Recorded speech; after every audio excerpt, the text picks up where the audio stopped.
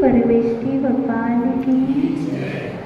लग रहा है कि भूख प्यास लग गई। अरे देवादि देवी के प्रथम तीर्थंकरादि ब्रह्मादिनाथ भगवान की।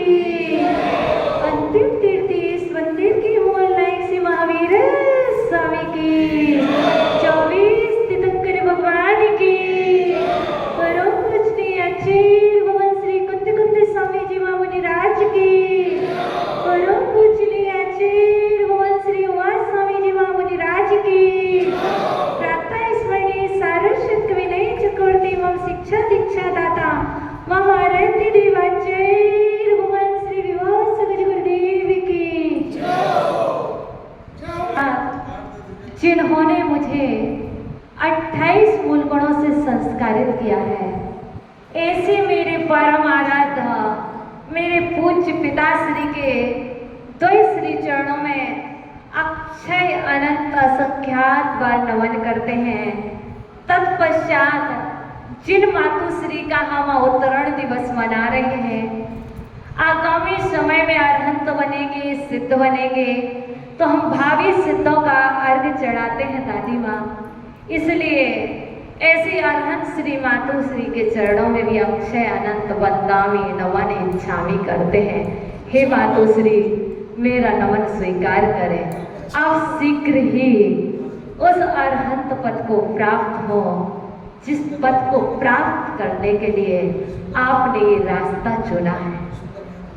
क्योंकि मैंने बचपन से सुना है, अभी भी सुनते आ रही हूँ, मोक्ष मार्ग पर चलना तलवार की धार पर चलना है। रुपनिया जी, मोक्ष मार्ग पर चलना मनीष भैया, ओ मनीष भैया, ओ मनीष भैया, मोक्ष मार्ग पर चलना तलवार की धार पर चलना है। रोड पर चलना आसान है, कांटों पर चलना आसान है, पर मोक्ष मार्ग पर चलना आसान नहीं है। और जहाँ कुंद स्वामी भाई, कुंद स्वामी अपने 84 पाहुड़ के अंतर्गत एक बहुत प्यारी सी बात लिखते। माता जी कान खोल करके सुन लेना। असहाय मुख मग्गो। अब बात आती है माता जी, आपने कहा बचपन से सुना है कि मोक्ष मार्ग पर चलना तलवार की धार पर चलना है, तो ये बात हमने नहीं कही, लोगों ने नहीं की, कुंद स्वामी की बात थी। असहाय मुख मग्गो। इस मोक्ष मार्ग में सहायक कोई नहीं मिलेगा।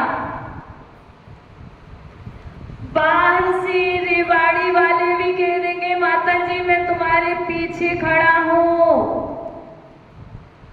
क्या ये रेवाड़ी वाले कह देंगे माता जी मैं तुम्हारे पीछे खड़ा हूं, कष्ट आए तो मैं तुम्हारे आगे खड़ा हूं, और फूल मिले रास्ते में तो तुम्हारे पीछे खड़ा हूं। है ना देवेंद्र कुमार बाबा, ऐसे ही है ना? हाँ। और ये आगरा वाले भी कह देंगे ऐसे ही माता जी, पर बातों में मत आ जाना। कुंद स्वामी की बात को सदा याद रखना, अपने मानस पटल पर लिख लेना। असहाय मुख मग्गो। तुम्हारे मस्तक पर तिलक लगा है ना माताओं, किसके नाम का बता दो। भाभी, प्रीति भाभी, तुम्हारे श्रीमान जी का नाम क्या है? पता है? ये प्रीति भाभी अपने आज्ञा चक्र पर तिलक लगाए हुए और कह रही कि मेरे अभी अनिल जी हैं, मैं उनकी आज्ञा से चलूंगी। भाई समझना, राहुल मोनिका से पूछ लेना, डॉक्टर मोनिका से पूछ लेना, मोनिका आपने ये तिलक किसके नाम का लगाया? राहुल के नाम का लगाया ना? लगाया ना? इनकी आज्ञा से चलेंगे। बात समझ रहे? आज्ञा से चलेगी, चल रही है, चलती थी, चलती रहेगी। जो बात आपके साथ पद्म पुराण में लिखी हुई है वही बात कुंद कुंद स्वामी कह रहे हैं।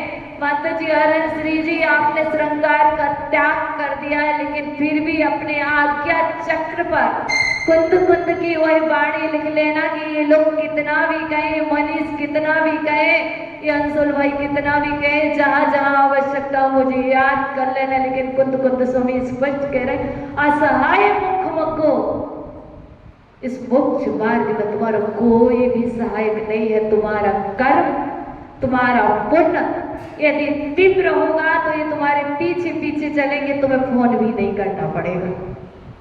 रुपया जी, यदि मेरा पुण्य होगा तो आप आगरा से नहीं, विश्व के किसी भी कोने से चल करके बिना उसके, बिना फोन के, बिना संदेश के, बिना मैसेज के आपको आभास हो जाएगा। और यदि मेरा पुण्य नहीं होगा तो आपको बार बार फोन भी करेंगे तो आप एक ही बात करोगे, टाइम नहीं है, टाइम नहीं है, टाइम नहीं है, समय नहीं है। भाई समय होता किसी के पास नहीं है। भाई मनीष 11:30 बजे जाना है तुझे 11:30 बजे जाना, समय होता नहीं। एक बार समय को देख, तेरे अंदर में समय है। कुंद कुंद स्वामी कह रहे हैं समय मिलता नहीं है, समय को निकालना पड़ता है। इसलिए इस सभी कहेंगे, मिलाप नगर वासी भी कहेंगे, द्वारिका वासी भी कहेंगे मेरे को। और इस सुंदर व्यवहार तो भाव, सुंदर सुंदर भाव सजोए प्रदीप जी बैठे हैं कि माता जी एक बार चलो तो सही। वो हमारे यहाँ पर वो पारे की प्रतिमा है, उसके दर्शन करो। किसी ने पारा की प्रतिमा देखी, किसी ने उसका अभिषेक किया, उसके दर्शन करो। हमारे सुंदर से भाव ऐसे सजोए, लेकिन मेरे मन में वो बात अभी तक मेरे मानस पटल में वो कुंद कुंद स्वामी का, यदि मैंने माता जी तिलक लगाया था, यदि मैंने मोक्ष मार्ग में प्रवेश किया था, संघ में प्रवेश किया था, तो मेरे पूज्य गुरुदेव ने मुझे यदि कोई तिलक लगाया, कोई ग्रंथ पढ़ाया, सबसे पहले तो उन्होंने समय सार पढ़ाया। मनीष भैया, जिसको कहते हैं कि श्रावक को पढ़ना नहीं चाहिए, जिसको खोलने के बाद आंखें खुली तो खुली रह जाती हैं। जब मैंने पहली बार समय सार को उठाया तो गुरुदेव पढ़ा रहे थे, वंदित तो समझ नहीं आता था क्योंकि प्राकृत भाषा कभी पढ़ी नहीं थी। संस्कृत पढ़ी थी पर प्राकृत पढ़ी नहीं थी। एक गाथा को याद करने में 8 दिन लगे थे। राहुल भैया, माता जी को सब कुछ याद है, कुछ भी याद नहीं है। वो कुंद कुंद स्वामी अभी भी मेरे को देख रहे होंगे कि यार से कितनी पागल है, स्वर्ग में। तो कुंद कुंद स्वामी की वो वंदित तो सब सिद्धि वाली गाथा, जिसको आज यदि आप याद करो तो मैं आपको 2 मिनट में याद करा दूं। मैंने वो गाथा 8 दिन में याद की थी। कितने दिन में याद की थी? 8 दिन में याद की थी, लेकिन हिम्मत नहीं हारी थी। और गुरु जी ने संकल्प लिया था कि हम इनके मस्तिष्क में समय सार लिख कर के रहेंगे। ये हमारा संकल्प है, जैसे तुम्हारा संकल्प है कि हम अपने मंदिर की व्यवस्था, अपने मंदिर में साधु संतों को ला करके रहेंगे।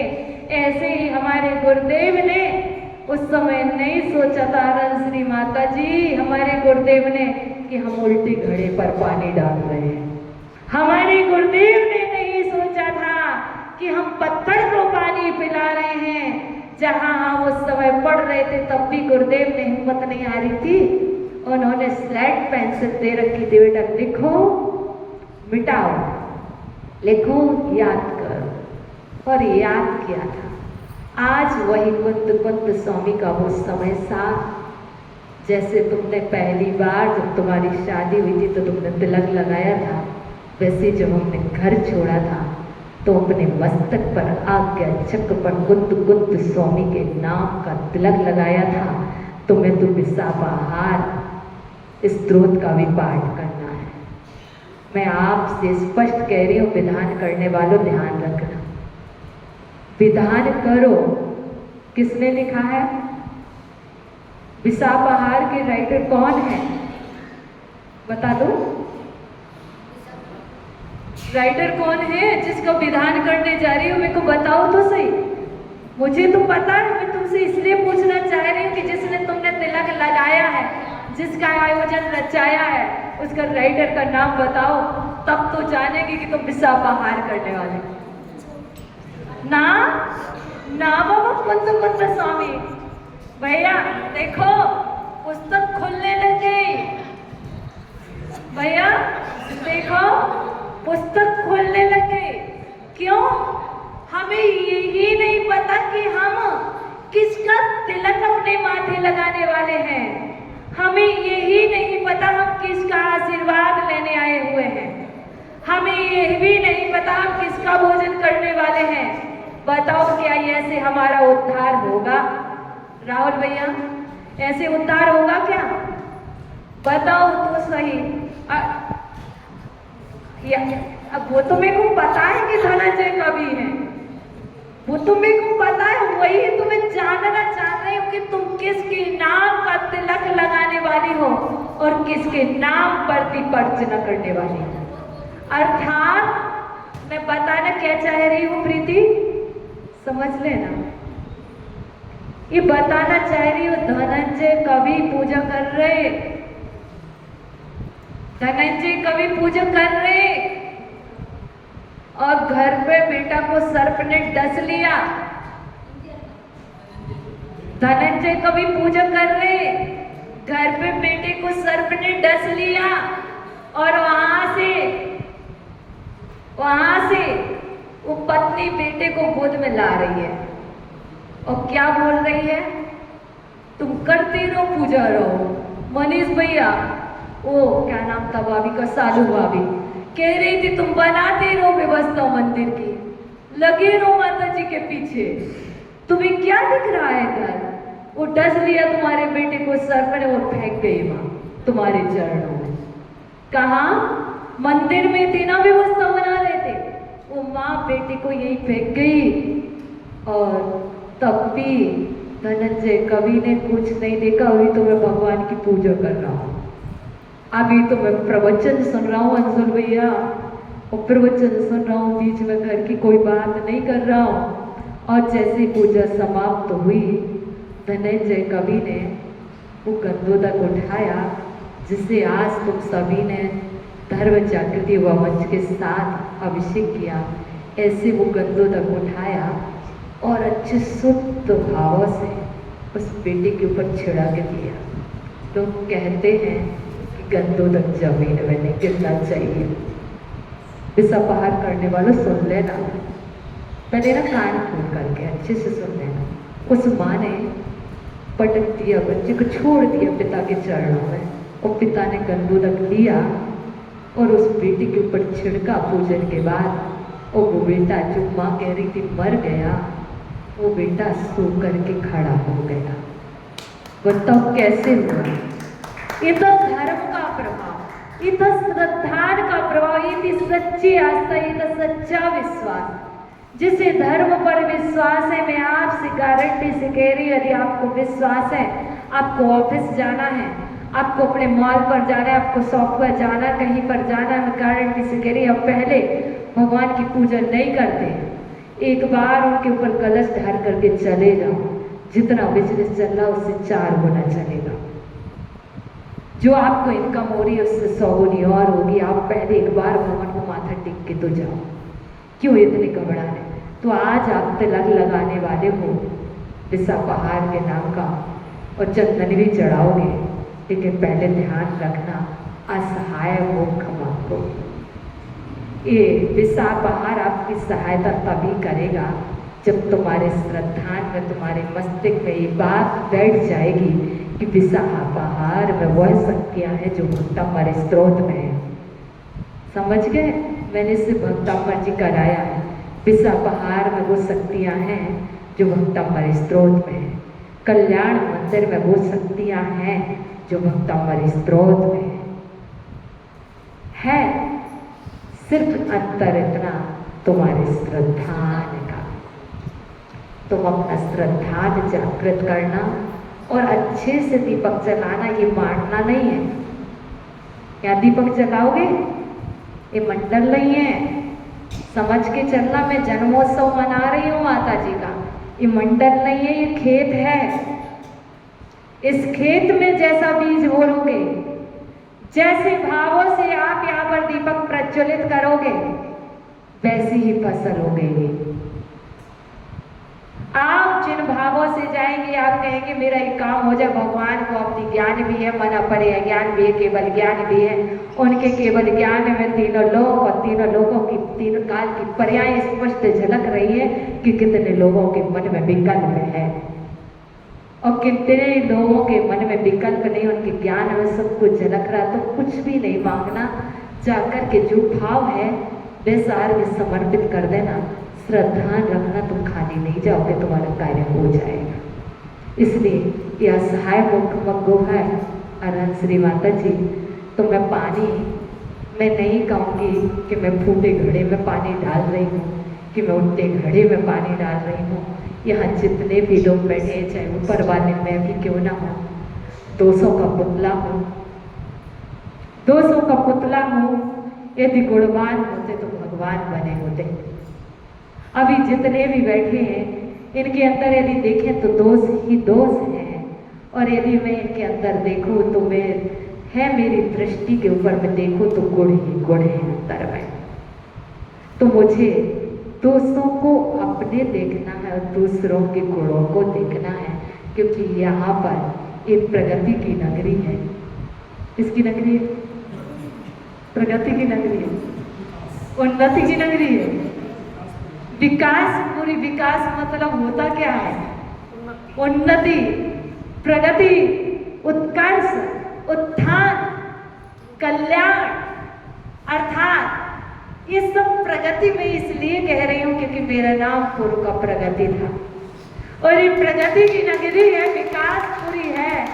आप कहते हैं ये प्रगति की नगरी है, ये विकास पूरी है, और इस विकास पूरी में मैं अरहंत श्री माता जी को यह बताना चाहती हूँ, ये माता जी हैं, इनको मेरे संग में आए दोष, आपकी दृष्टि में दोष हो सकते हैं, इनकी दृष्टि में दोष हो सकते हैं, पर मेरी दृष्टि में तो इनके अंदर में गुण ही गुण है। मैं आपको बता दूं, कहते हैं 4 महिलाएं एक साथ नहीं बैठ सकती, पर हमारी माता जी को मेरे पास आए हुए 9 साल हो गए।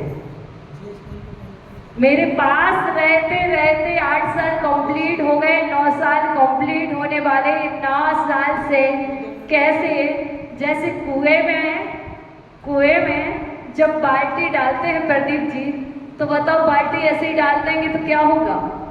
चली जाएगी। जैसे बाल्टी रस्सी के सहारे लटकी रहती है, मैं कहीं भी तैरूं लेकिन ये हमारे साथ रस्सी की तरह बंधी रहती, तभी मैं ऊपर आ पाती हूँ, तब तुम्हें पानी पिला पाती हूँ। यदि काश ये हमारे साथ ना होती तो मैं आपको ये जिनवाड़ी का रसपान कैसे करा पाती। ये हमारे लिए उस रस्सी की तरह है, क्योंकि बाल्टी यदि कुएं में जाएगी तो कुएं की हो जाएगी। यदि रस्सी का सहारा रहेगी, जहां हम गिरेंगे तो वहां क्या, जहां मेरे ऊपर कष्ट आते हैं तो ये हमारे आगे खड़े होते हैं, और जहां मुझे फूल मिलते हैं, मुझे माला मिलती है, मुझे माइक मिलता है, सम्मान मिलता है, तो हमारी नीचे खड़ी होती है, माता जी मैं नीचे बैठी हूँ, आप ऊपर बैठो, क्योंकि मुझे शोभा नहीं देता। ऐसी विनय की मूर्ति, ऐसी कुंद की वाणी को रसपान करने वाली, आत्मसात करने वाली अरहंत श्री माता जी को मैं उन्नति की नगरी वालों की ओर से, सुंदर विहार वालों की ओर से, रेवाड़ी वालों की ओर से, आगरा वालों की ओर से, मिलाप नगर वालों की ओर से, द्वारिका वालों की ओर से और यहाँ की महिला मंडल की ओर से एवं यहाँ के जितने प्रत्येक सदस्य बैठे उन सभी की ओर से यही शुभकामना दूंगी। माता जी, आपने दीक्षा ले ली है, यूँ कहते हैं बहुत बार दीक्षाएं ली है, जन्म सफल किया है, बस मेरे अंदर की आत्मा के प्रदेश से इच्छा है, बस ये दीक्षा अंतिम दीक्षा समझना, ये दीक्षा अंतिम दीक्षा समझना और बार बार जब भी तुम्हारा जन्म हो इस पर्याय में तुम्हें ना आना पड़े, जब भी आओ तुम दिगंबर रूप में आओ और उसके बाद तुम सीधे हंस के समोसरण में विराजे। तो ऐसी मेरी शुभकामनाएं हैं आपको लिए। और पूज्य गुरुदेव ने यहाँ की कार्यकारिणी उन्नति की नगरी वालों के लिए पूज्य गुरुदेव ने कल संध्याकालीन सत्र में एक संदेश जारी किया था कि सर्वप्रथम तो उन्नति की नगरी विकासपुरी वालों को जो ये आयोजन कर रहे हैं उनके लिए आशीर्वाद देना। भले ही गुरुदेव के दर्शन नहीं किए हैं तुमने, कोई बात नहीं, लेकिन उनकी कृति पहले आ चुकी थी, अचेतन पहले आ चुकी थी। तेरी छत्र छाया भगवान मेरे सिर पर हो, मेरा अंतिम मरण समाधि। अचेतन कृति पूज्य गुरुदेव की पता नहीं कब आ चुकी थी और चेतन कृति गुरुदेव की आपके समक्ष बैठी है। तो पूज्य गुरुदेव ने कहा था, हे चेतन कृति, तुम उन्नति नगरी वालों को हमारा आशीर्वाद कहना कि आप जो आयोजन कर रहे हो वो आयोजन आपके लिए अरहत के समोसरण में ले जाए, वो आयोजन आपको सिद्ध सिरा पर ले जाए, ऐसा आशीर्वाद करना। तो यहाँ की महिला मंडल, बच्चे बच्चे बूढ़े बूढ़े सभी करने के लिए पूज्य गुरुदेव का जैसा असंख्य आशीर्वाद आया था वैसा आपके लिए दिया। अब इसके बाद हमने माता जी को शुभकामनाएं दे दी हैं, प्रवचन समाप्त करना है। मुझे ये बात भी पता है, तुमने कमंडल भेंट किया है, तुमने पिच्छी भेंट की है, मैं जानती हूँ अंशुल भैया तुम्हारी तीव्र इच्छा पिच्छी लेने की, मैं जानती हूँ, पर मैं क्या करूँ, मैं क्या करूँ? पिच्छी एक है, लोग लेने वाले बहुत हैं, हम अनहन श्री को दे क्या सकते हैं? बात आई थी मेरे पास, क्या माता जी पिच्छी परिवर्तन बार बार हो सकता है? मैंने कहा हो तो सकता भी है और नहीं भी, क्योंकि धर्मात्मा है और धर्मात्मा से प्रेम है, धर्मात्मा से स्नेह है। लगता है कि इनको जोड़ू कैसे, इन्हें धर्म के मार्ग में कैसे लगाऊं। चाहती तो हूं कि अंशुल को पिच्छी दे दो, चाहती हूं कि वो भाभी को पिच्छी दे दो, पर मैंने कहा अंशुल भैया तुम चिंता नहीं करना, तुम वेट करना, तुम वेट करना। यदि अरहम श्री एनसीआर में रही तो तुम्हें पिच्छी देगी क्या? यदि अरहम श्री एनसीआर में रही तो तुम्हें पिच्छी देगी, और दुनिया के किसी भी कोने में रही तो भाव ना भाना, क्योंकि एक दिन में ना तुम हमें जान सकते हो ना हम तुम्हें जान सकते। बताओ, जब कोई लड़की देखने जाता है तो लड़की बहुत अच्छी होती है, कोई लड़का देखने जाता बहुत अच्छा होता है, लेकिन बाद में पता चलता है असली रूप। समझ गए? तो ऐसे ही आपने 2 दिन मुझे देख लिया तो क्या देख लिया, बहुत सीधी है, मैं बता रही हूँ, बिल्कुल सीधी नहीं हो, जलेबी की तरह टेढ़ी हो। समझ गए?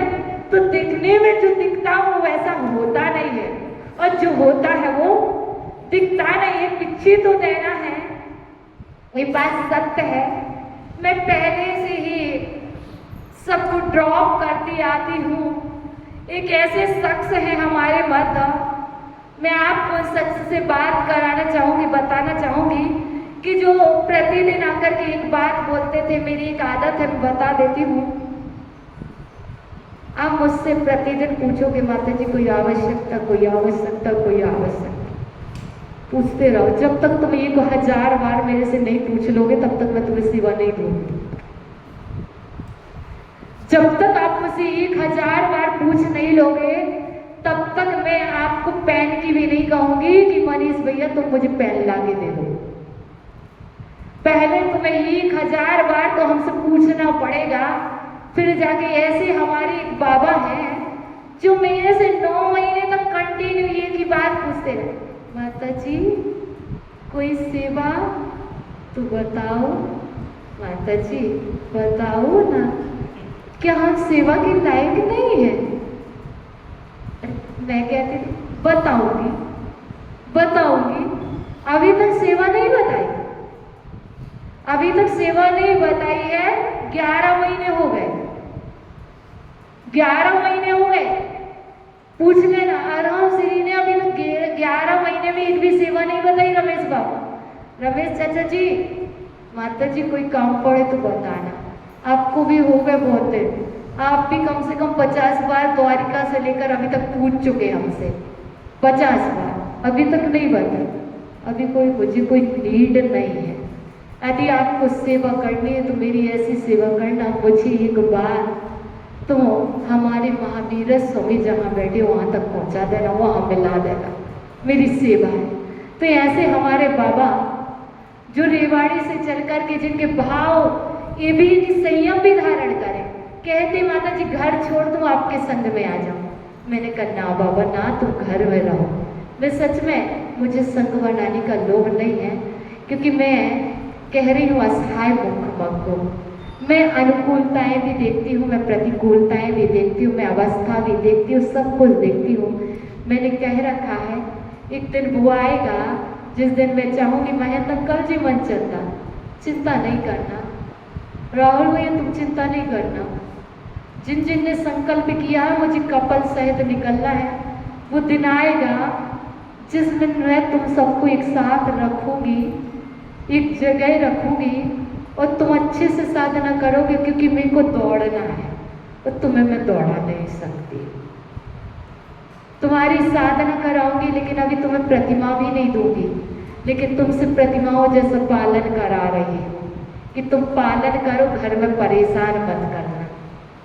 ऐसे बाबा, क्योंकि किसी को प्रतिमा देकर के मनीष भैया घर के बच्चों में सामर्थ्य हो तो प्रतिमा दिलाना, और यदि हमने दिला दी और अंत समय पालन न कराओ तो बताओ कैसी प्रतिमा।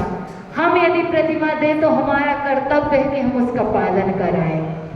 यदि हम कोई संकल्प दे, कोई नियम दे, तो मैं दिल से चाहूंगी कि मैंने यदि अरण श्री तुम्हें दीक्षा दिलाई है तो मेरा ये संकल्प है, मैं कितना भी कह दूं अरण श्री तुम्हारा संग बना दूं। मैं मालूम भैया डराने के लिए मैं कहती रहती हूँ तुम्हारा संग बना दूंगी और तुम्हें प्रभावना को भेज दूंगी। क्यों? ऐसा कहने से तुम सीख जाओगे, लेकिन जब तक मेरी श्वासें हैं, जब तक मेरे तन में प्राण है, तब तक मैं यही चाहूंगी कि तुम्हारे संयम का निरतिचार निर्विघ्न पालन कराओ। मेरी प्रत्येक श्वासें तुम्हारे संयम के लिए समर्पित है, मैं पालन कराऊंगी, इसलिए तुम चिंता ना करो। तुम्हारे जन्म दिन पर तुम्हारे लिए गुड है, बस तुम अच्छे से संयम का पालन करना। तो ये पुरानी पिछिका,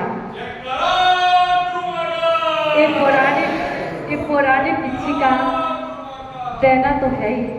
तो ऐसे वो बाबा जो रेवाड़ी से आए हैं, जिन्होंने 11 महीने से एक ही अर्जी लगा रखी है, माता जी कोई सेवा हो तो बताओ, माता जी कोई सेवा हो तो बताओ। ऐसे देवेंद्र कुमार जी, सविता जी जिनके पुत्र हैं सचिन कुमार जी, तो ऐसे हम उन वृद्ध दादा दादी को यहाँ पर बुलाते जिनको ये अरहंत श्री माता जी के जन्मोत्सव के उपलक्ष्य में ये संयम रक्षिका, ये क्या है?